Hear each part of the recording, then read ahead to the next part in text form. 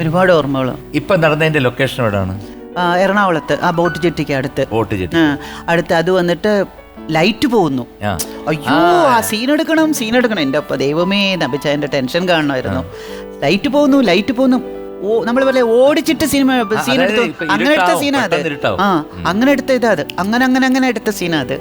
എന്നിട്ട് അതാണ് ഞാൻ ഒരുപാട് സംസാരിക്കുന്നത്. ഡയലോഗും അതെ. അത് കഴിഞ്ഞിട്ട് കുറെ വർഷങ്ങൾ കഴിഞ്ഞിട്ട് ഞാനിങ്ങനെ എറണാകുളത്ത് ഇങ്ങനെ പോകുന്ന സമയത്ത് രാജാവിന്റെ മകൻ ഷൂട്ടിംഗ് നടന്ന ഡയലോഗ് പറഞ്ഞ സ്ഥലം പോയി കാണാന്ന് പറഞ്ഞ മുഴുവൻ ഷോപ്പിംഗ് സെന്റർ. ഈ തമ്പി കണ്ണന്താനം എങ്ങനെയായിരുന്നു? അയ്യോ, തമ്പിച്ചായൻ ഞാൻ മീറ്റ് ചെയ്ത കുറേ ഡയറക്ടേഴ്സിൽ നമ്മൾ പറയില്ല വൺ ഓഫ് ദി ജെംസ് എന്ന് പറയില്ല, അങ്ങനത്തെ ഒരു മനുഷ്യനായിരുന്നു. തങ്കപ്പെട്ട മനുഷ്യനായിരുന്നു.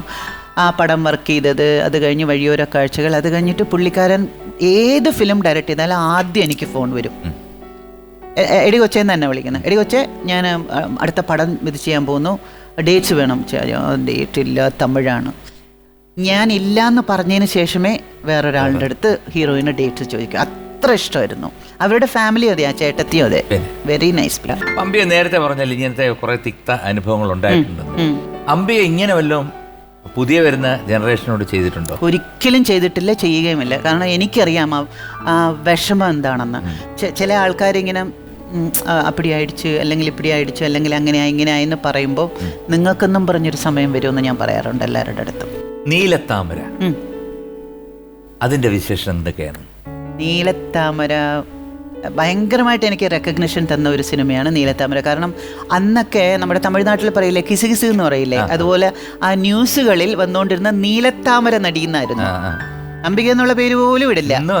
അതെ.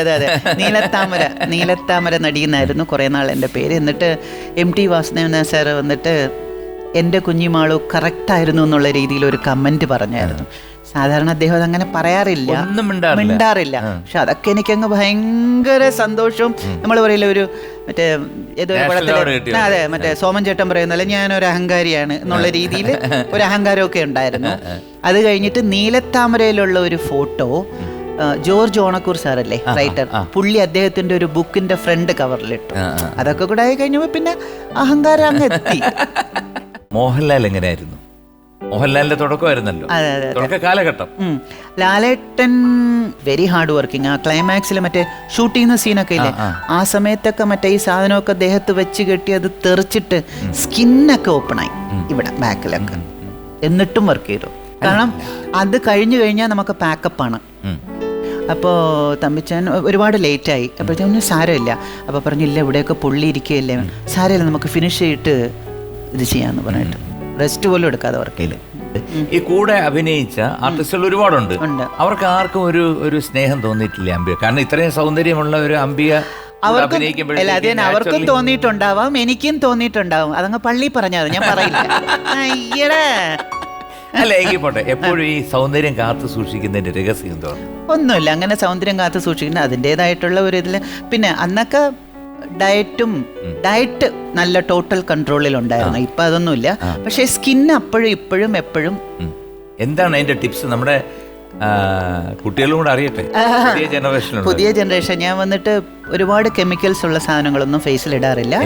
എന്റെ മുഖത്തിടുന്ന ഓയിൽ ഞാൻ ഹോം മെയ്ഡ് ഞാൻ വീട്ടിലുണ്ടാക്കുന്നതാണ്. വെളിച്ചെണ്ണ അല്ല, 2-3 കോമ്പിനേഷൻ ഉണ്ട്. ആ സീക്രട്ട് ഒന്നും ഇപ്പൊ പറഞ്ഞുതരും. വേണ്ട, അതൊന്നും വേണ്ട. കൊച്ചു പിള്ളേർ രക്ഷപ്പെടട്ടെ. അതൊന്നും വേണ്ട. അസൂയാണ്. ഇപ്പൊ മനസ്സിലായില്ലേ അസൂയ ഉണ്ട് എന്നുള്ളത്.